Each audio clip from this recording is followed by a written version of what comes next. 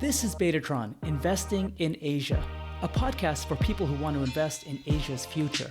We're talking about Asia outside of China, where 44% of the world's population lives. They are young, they're digital natives, and their buying power is increasing by the day. I'm your host, Arshad Chowdhury, a partner with Betatron Venture Group based in Hong Kong. On this episode, we learn about Asia's meat industry. We'll cover supply chain challenges, what is and what is not changing in meat consumption, what kind of funding it takes to launch an alternative meat company, and where the opportunities are for investors. Today's guest is Jarron Stevens, an investor and serial entrepreneur based in Hong Kong. His resume is incredible, so I'll try to name just a few of his companies. He co-founded Stevens and Hollander, which is a consultancy that built one of the first buy-side algorithmic trading engines.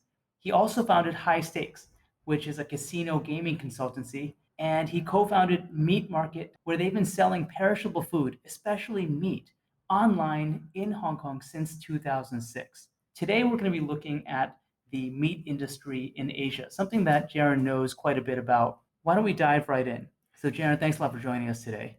Great to be here. So I want to start off learning a little bit about your journey, specifically related to Meat Market. So you guys have been selling perishable foods online in Hong Kong since 2006, probably way before many others were doing it. Tell me a little bit about that journey and what was it like in the early days, and how does that compare to your sales and the process today? Yeah, it all started somewhat on a whim. I had just been on a holiday. I'm an expat based in Hong Kong. I'd been on a holiday in Australia. Whilst there, I'd been to the shops and I bought meat for a barbecue. Then I returned to Hong Kong, and the first time for years, I was aware of the price of meat in Australia. My wife sends me to the shops underneath my building. I was working in a big company at the time, and whilst I was down there, I go to buy some produce, go to buy my steaks. I think, wow, they're a bit expensive compared to what I just remember from Australia. And then I got to the counter to pay, and I realized, oh my God, that's the price for 100 grams, not a kilo. So then I started working backwards, right? I did the maths. Okay, we take out shipping, take out the zero taxes in Hong Kong. Where's all the money? It's all rent and profit in Hong Kong and the meat space. So I thought, okay, well, let's get rid of rent and go with an e-commerce model and see what we can do here. So the business began on the kitchen table, and there was at the time one other company doing e-commerce in Hong Kong, and it was a wholesaler that just did fish, and they really just sold whatever they hadn't been able to sell through their wholesale channels. So we were the first really to have a proper perishable goods e-commerce business here. And it was, we had the rush of our first friends and families turning up, and that went dead quiet. Didn't sell anything for a month.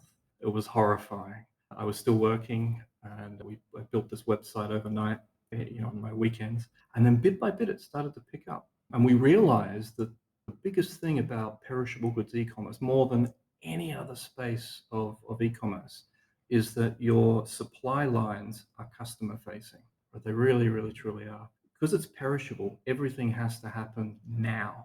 You get a couple of hours, right? Tops of managing your cold chain with breaks. So therefore, you have to have this incredibly slick supply line. To do same-day delivery, for example, requires same-day butchery, requires same-day supply, requires demand pattern matching right down to your supply lines and just-in-time supply. Now, just-in-time supply doesn't really work well in perishable goods because, well, cows and fish and other animals don't really comply to just-in-time demands, right? You got to cut them up in a certain way, and they grow in a certain pattern, and there are droughts and all sorts of things. So what we realized was that we had to build out this incredible supply capability, and that's what we focused on first. Was not really so much the customer-facing side, but we were quite different to what you conventionally taught around e-commerce. We started with supply lines and creating a just-in-time model right from the paddock to the plate. And then over the years, we just got better and better and better at that. And now, of course, there are many competitors in Hong Kong, new competitors every year, and they tend to be around for 1 to 2 years, and then they fall off because anyone can launch a website, but to get that complete end-to-end just-in-time logistics for perishable goods with an unbroken cold chain is very, very challenging. Wow, that's awesome. And how has the supply chain changed since when you first started to now? And do you have to own much of that yourself? Yeah, good question. We tried every version of that model. We tried owning it all ourselves. We tried outsourcing it. and then it would get subcontracted out, and so ends up no one knowing where the burger went. We tried everything, and none of it worked until we finally got to I would call it insourcing model, meaning that we have a delivery fleet and logistics and supply lines that are external parties. They run their own books. They're profitable businesses in their own right, but we are 90% of their business. So they're welcome to go and work for others who are not our competitors. We supply a lot of their infrastructure, their fixed assets, and we deal with the financing of that. And in return, they work primarily for us and not with any of our competitors. Through that, we've been able to get a very stable supply chain, and they get great businesses. Got it. And did you ever raise any outside capital from professional investors, or has this been bootstrapped? Mainly bootstrap. There was one loan, right? One personally guaranteed loan in the very early days. We talked to a lot of investors, and we periodically talk to them now. We do get inbound interest in the business. It's a mature business and a good cash flow business, so being food. But no, we bootstrap primarily this business. I've been involved in financed businesses outside of this, but for this particular business, we preferred to bootstrap it and the whole thing. I love that. And as somebody who has run my own bootstrap businesses that are 100% privately held, I totally see the value in it. And especially when you have revenue or you have a healthy business, taking in outside money sometimes feels like you can be snatching defeat from the jaws of success. Yeah, I agree. I agree. I was sorely tempted many times as I watched well-funded competitors turn up on my doorstep, but we decided to weather the storm and see if they would survive. Some of them did. Some of our fiercest competitors were off the back of an incredible amount of funding that almost guaranteed they would get some market share, and they've been able to hold it together. But even they come to us these days and ask us, how do you do your logistics, and try to find the secret sauce. So very tempting, but for this one, we wanted it to be ours. And have you thought about expanding to any markets outside of Hong Kong? Yeah, we tried three types of market expansion. We went into Macau and tried to do wholesale with the casinos. That lasted maybe a year. It was just very competitive. Wholesale margins were just so tight. We gave up on that. We also tried launching the consumer brand in Macau. That had more velocity and great margins, but logistics at the time in Macau were not great. And it was owned by I would call it an oligopoly of families that own all of the local transport logistics at that time. That may have changed now. So we retreated from that eventually. It was hard to be cost effective. And we also did a limited amount of cross-border stuff into southern China, which was usually based around expats who'd been stationed up there and were looking for a way to get produce in. But there are a lot of logistics challenges with turning that into a viable business. We would really have to relaunch a new operation that is completely independent of the home base operation in Hong Kong to make that work. Right. Wow. And so we are in Hong Kong, thankfully seeing very few COVID cases on a day-to-day basis now. It feels like we're close to the other side of this as vaccines are being rolled out. Tell me, what happened to the business and to buying patterns during COVID? And have you seen any changes among your customers that might be permanent? COVID has been a terrible thing for most of the world, but wonderful for anyone who's in home delivery, e-commerce, food, or any staple really, anything that you absolutely have to have. So our sales went through the roof. I won't give numbers, but they really went high. But much better than that was that basket sizes went up dramatically. We had a lull here in Hong Kong where everyone thought it was over, right? COVID's gone. We're all good. There were 2 or 3 months. The government released the restrictions, relaxed the restrictions. We all went out and partied, and people started going back to restaurants and didn't cook at home as much. Of course, we saw our volumes go down, and that was a bit of a test for us. Will they return to their old levels? Will they dip below the old levels as people revel and party? Actually, they dropped down, but we found that of the gains that we made during the COVID era, about half of them were sticking around. People's buying patterns had changed. So 2 things have changed. One was people have gotten used to the idea of buying their staples online, and 25% more of them are doing it. And the basket sizes are about, let's call it 80% higher than they used to be, which is anyone who's into e-commerce metrics knows basket sizes are how you live or die in this game. So the nature of Hong Kong buying, that idea that I can get anything I want downstairs at the store just downstairs because I live in these intelligent, incredibly concentrated residential areas, that's changed. People, even though they can still do that, want the guy delivering it to their door. I think we've seen that across many of our startups at Betatron, which is many have thrived because they're only online. I've noticed that you guys have recently launched a whole line of meat alternatives or alternative proteins. When did you introduce that, and why did you introduce a line of alternative proteins? So this is one that's close to my heart. For us here in Hong Kong, pork and seafood, but what we're finding is that tastes are changing. People are starting to towards healthier eating, but it hasn't picked up the momentum that has picked up in some other countries. We started to receive requests, usually from our top 20% of customers in terms of value for meat alternatives, protein alternatives. A lot of families, and it usually starts with one of the younger people in the family, one of the kids hit their teens. I'm not eating the meat anymore. I want to try a different way of living. So we started to get requests on this. We reached out, and there were no supply lines in Hong Kong anywhere for protein substitutes that were of any real substance. Finally, it started to turn up in the last 12 months. We got access to a few of those lines and we put them up on the site. And I would say about 5% of our volume now from 0% 12 months ago is in protein substitutes. And we're getting more and more interest around that space. If I look at our website metrics, a lot of the clicks are on that space. Even if people don't buy, there's clearly a lot of interest in adding that to the basket eventually. I think the bigger story here is that in countries outside of Hong Kong that are perhaps where we have a lot fewer traditional buyers, that people experiment a lot more and get on trend with food a lot more, we're seeing a much larger movement towards protein substitutes. But at the same time, we should be clear that overall protein consumption from animals has not gone down. If anything, in Asia as a whole, it's going through the roof. It's quite the opposite of the story that Impossible Foods and others would have you think. The meat substitutes are making a dent, but usually not in the space that traditional animal-based meats occupy. It tends to be replacing other foods instead of meat.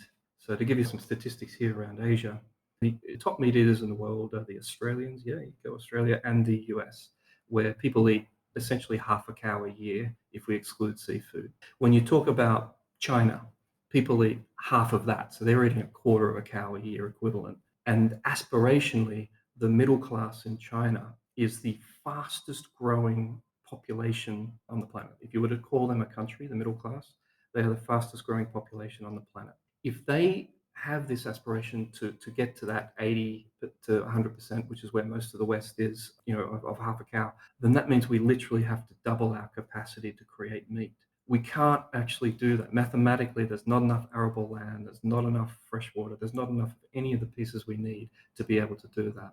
So meat substitutes do have a game to play, and they're going to become, I think, the main source of protein within my lifetime, because we literally can't make enough meat otherwise. And just with Asia itself, just Asia, we haven't even talked about the rise of Africa. We haven't talked about what's going on in South America. We haven't talked about many of the still young countries that exist in Eastern Europe, right? The young populations. We haven't talked about the explosive middle classes that are coming next out of those countries. We're still just focusing on Asia. Just with Asia's middle class growth, we can't make enough protein globally for them to hit that aspirational goal of matching Western protein consumption levels. Wow. And tell me a little bit about which is more difficult to sell, actually, in terms of the logistics of doing so. Traditional meat with its supply chain issues and requiring all the logistics of cold chain, or the alternative meats. And then second, in terms of the margins on these products, is there a difference? There's a massive difference, yeah. I mean, the two most perishable goods in the world, electricity and meat, right?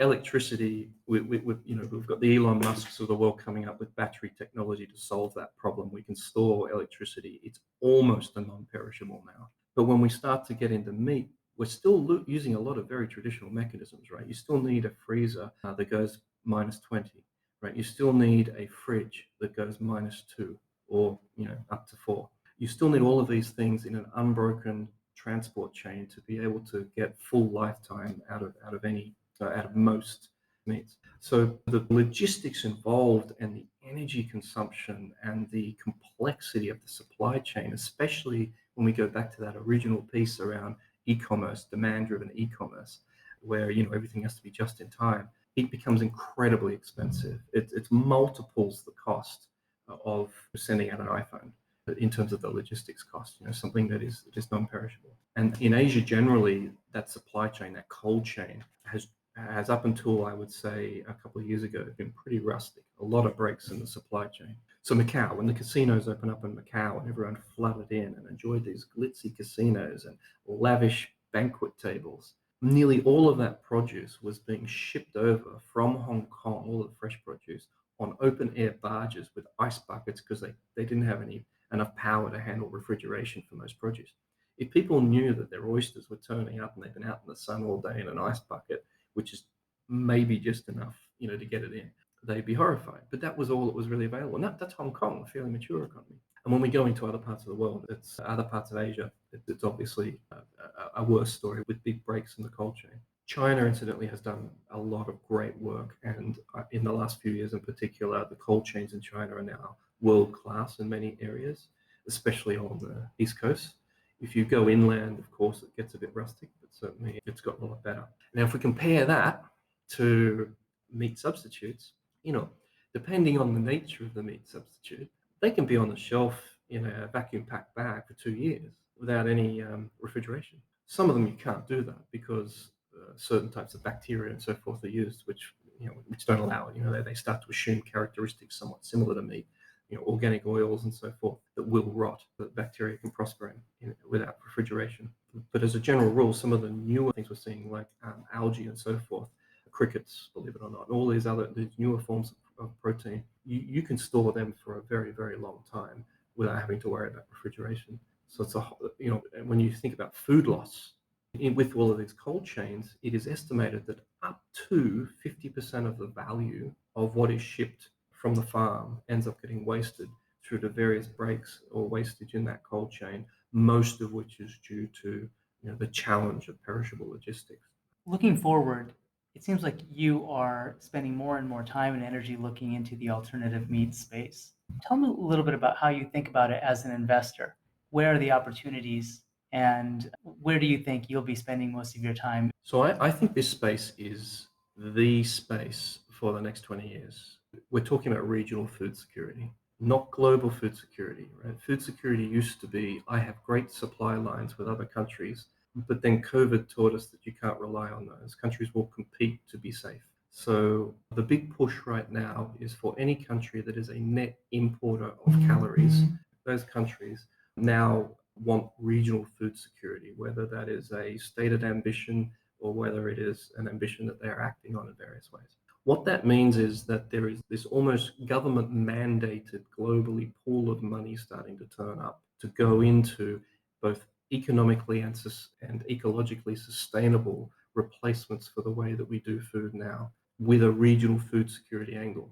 No one wants to work with the best expert in the world in the US who has these wonderful farms that can produce all of this incredible produce using only 10% of the water and no pesticides and all of these wonderful new technologies for climate controlled farms, which are more like manufacturing plants these days.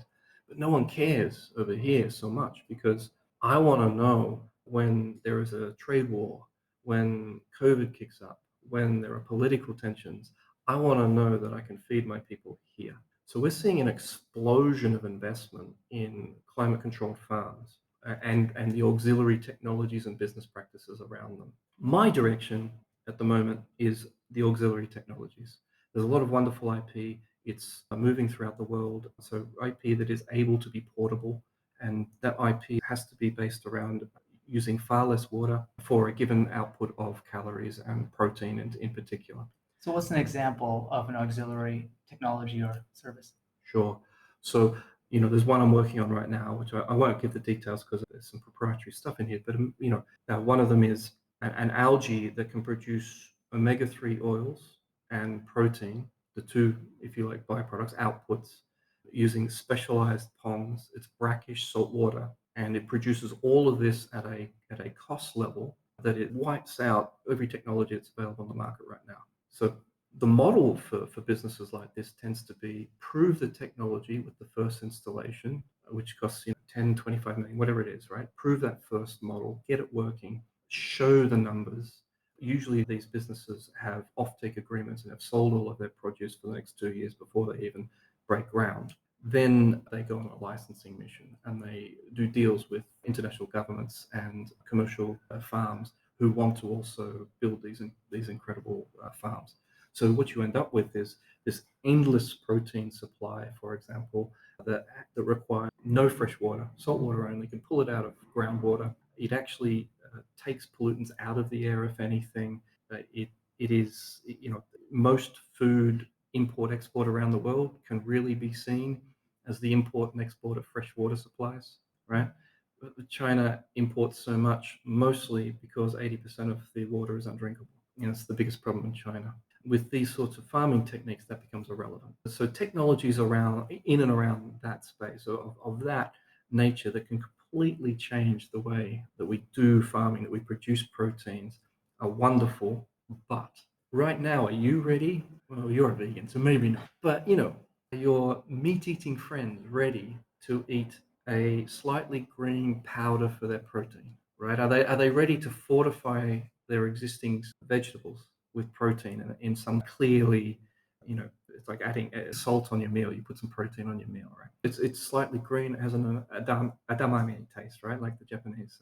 And are you ready for that? Culturally, are we ready for that? Can I, at meat market, can I sell that? That's the big challenge here, is we've got to get to the point where people are ready to actually buy it. The technology is emerging right now, but the consumer side is another space that I'm looking to head down and invest in, because, or the branding side, we need more than cultural change. We need people to feel like they're doing something good for themselves, that it tastes fantastic, and they're not sacrificing. And we need to find ways to do that. And most of the businesses that are in this space right now are led by incredibly smart people who absolutely know how to build these amazing production facilities and have incredible science and engineering behind them. But when it's time to go to market, they really don't know where to start. So they end up just selling it upstream to the existing incumbent players in nutraceuticals and other spaces, and haven't quite worked out how to crack the food space, what we eat every day. So that's the space I'm focusing on as well, is helping these guys to get to market. Now, it seems like creating an alternative meat-based business could be quite capital intensive, because there's all the lab expense, there's the raw materials, there's the production, the testing, the distribution, all of that. And that's before you start marketing it, right? So where do the dollars come from for that? Are there investors in Asia who are supporting alternative meat production? Yeah, it's very capital intensive. So you're spot on. The way to think of it is it's like building a manufacturing plant, as distinct from a broadacre farm. With a broadacre farm, you clear some trees off of some land that's hopefully already nutrient and water rich land, and then you build some basic infrastructure, and then you wait for your crops to grow or your animals to grow. So it's quick to build your infrastructure and relatively cheap. And then there's this long wait for your crops to grow, for your vines to grow, your animals to grow. You wait a year anyway, right? The manufacturing-based, climate control, technology-based investments, the way they work is it takes a year to build the facility. But as soon as you turn it on, you're producing output, and you're producing it at a much higher rate per square meter. So 1 year down the track, you're pretty much in the same position. 2 years down the track, you're cash flow positive, well and truly. But that 1 year is, as you've pointed out, very capital intensive. So a facility that is worth having is likely to cost you between 10 and 25 million US dollars, or maybe we should just say 10 million up, because you can absolutely put $250 million into incredible facilities. So yeah, the profile of it is more like infrastructure investments. So then you say, all right, well, who wants to invest in infrastructure investments? I haven't seen many funds targeted in this space coming out of Asia yet. Some exist, but yeah, I haven't seen any gigantic, truly focused funds in this space. There are funds that are around buying farmland. They still exist. It's all about the asset. But there aren't many that are around this climate-controlled farming and auxiliary technologies. Most of that money is coming out of the US and Europe. But in China, we're seeing what I would call mid to low-tech farms and big-scale ones popping up. And so there are some partnership with large Japanese firms, partnerships with large Korean firms, and so forth going on. But again, it tends to be the big chaebols all working together from the various jurisdictions rather than traditional VC funding. Well, this has been amazing. I have learned a ton from this. Is there anything else you'd like our listeners to know about before we let you? We will have been successful when your child wants to eat a veggie burger. We've got to get to that point. Got it. All right. Thanks so much. Thank you.